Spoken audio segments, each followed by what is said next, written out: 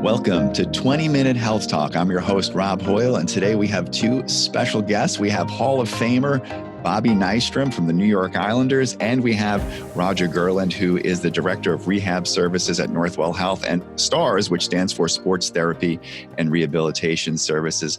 Bobby Nystrom is joining us virtually. Bobby, tell us what you do. What are you doing to stay fit and to stay active?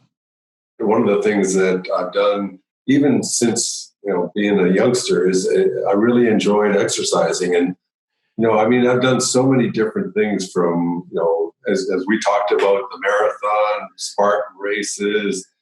I did the Ironman, it's my peace. It's my peace and quiet. I love going out for a ride and, really running or anything like that.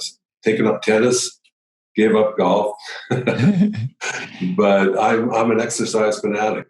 Yeah, I think the key to longevity is staying active. But one of the things when we talk about weekend warriors like ourselves, right, like there's always a possibility for injuries. So Roger, what is like some of the best ways for us weekend warriors who want to get out, we want to stay active, we want to keep going? What's the best way for us to prevent injuries?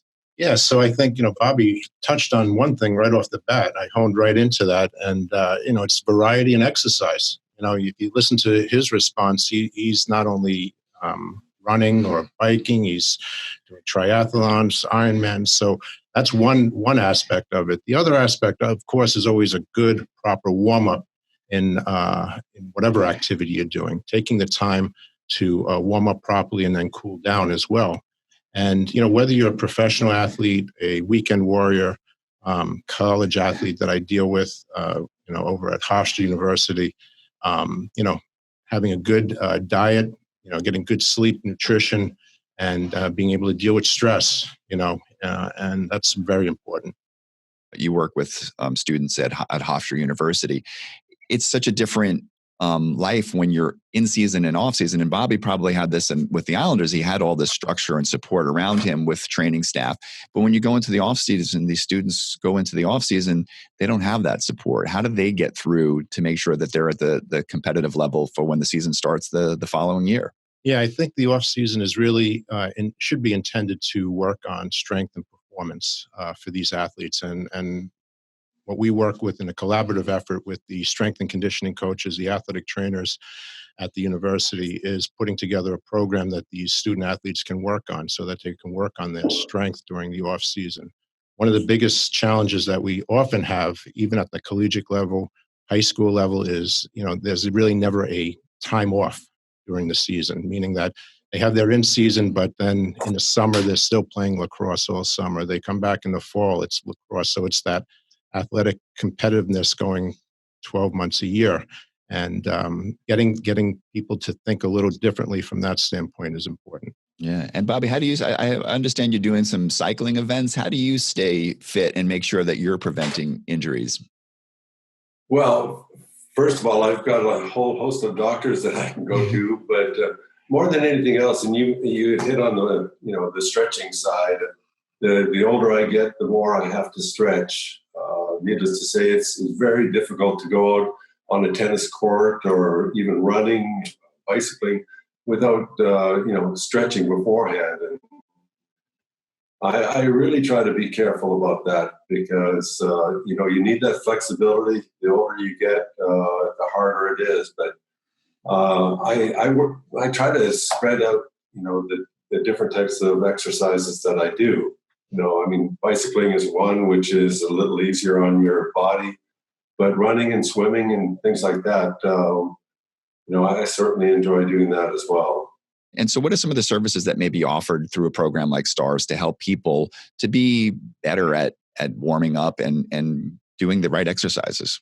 Yeah, just like in medicine over the last 10 years, STARS has expanded in its specialties. We used to be predominantly musculoskeletal orthopedic rehab sports, and over the last 10 years now we're offering everything from hand therapy to vestibular therapy, lymphedema oncology, women's health, pelvic floor rehab, breast rehab.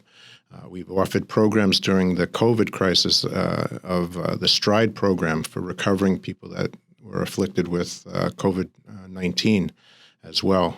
And these programs in collaboration with a lot of the physician groups for these specialties. So whether you're talking about pelvic floor rehab and the physicians attached to that, urology, to neurology and physical medicine docs, there's a huge collaboration for STAR's rehab service line, not only with, like I said, the orthopedic and the orthopedic service line, but all the different service lines attached to our specialties. How does it change? Does warming up and your approach change as you get older? Yeah, I think there has to be a larger focus on warm up. It takes a little bit longer when you're older to warm up. I see it myself in running or bicycling, or nowadays I'm playing more pickleball. It's become a very active sport down in Florida, I know. That's so true. And it just takes a little bit longer to warm up. And then I think after the activity, the importance of a cool down and stretching, like low load static stretching, very important after activity. Yeah. So Bobby and Roger, you guys have met before. Do you remember Bobby meeting Roger? And I know Roger remembers meeting you. Well, that was a while ago. But... Oh yeah, we met several years ago. It was probably about 1991 in a Mexican restaurant in Westbury. I think it was called maybe Don Juan's. And at the time I was dating my wife, and we walked into the restaurant, and he was sitting at a table, and my wife says, my girlfriend at that time says, "Oh, that's Bobby Nystrom. Let's get his autograph." And I said, I don't want to bother him, So she said, I'll go get it. So she went over to your table with a cocktail napkin and asked you for the autograph. And he said, "Oh, sure, I'll sign this autograph." "Who's it for?" "Oh, it's for my boyfriend sitting over there at the table. I'll sign this if he comes over here and chats with me for a couple of minutes." So I really appreciate it. I still have that cocktail napkin back home, and I really appreciate it. Well, I have to say that the people on Long Island have been absolutely incredible. I so enjoy meeting people, and I just got a couple of emails here from people that I had met a while ago. They had asked me if I could possibly sign an autograph photo and send it back to them. But I just love the people up there. They were very courteous. They saw if I was eating food, then they wouldn't come over. But I really enjoyed meeting them and hearing their stories about watching the Islanders and the playoffs and everything like that. It was a thrill, and it still is. I'm down in Florida now, and I call it Long Island South because there's so many Long Islanders that are down there. We did mention just a little while ago pickleball, and I think this is a fascinating sport. This is a fascinating thing that came around because this is something that's kind of geared to the older athletes, where it's not as strenuous. It's not as much, I guess, side to side, but more forward and backward. Kind of a great sport for anybody, any age.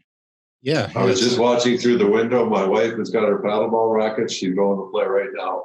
It's a great game. It really is a great game. It's a little easier than tennis, but I mean, the really good players are absolutely fantastic. They really are. I watched, I'll go on every once in a while and I, take the ball around a little bit, but some of the pros, it's just amazing to watch the reflexes.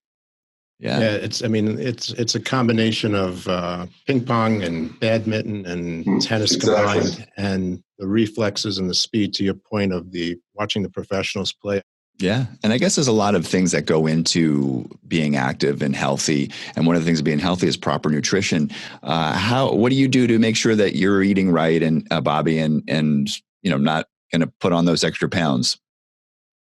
I've never really been an eater. I don't crave food, and I would have to say that I eat very, very healthy. My wife is very strict in that respect because it's a lot of fruit and vegetables. I'm trying to be off meat totally. But I have to say that I really do eat well. We were kind of taught, during the hockey seasons that we had to eat right. And, we always had a pregame meal together, whether it was pasta or chicken and fish and plenty of vegetables. And,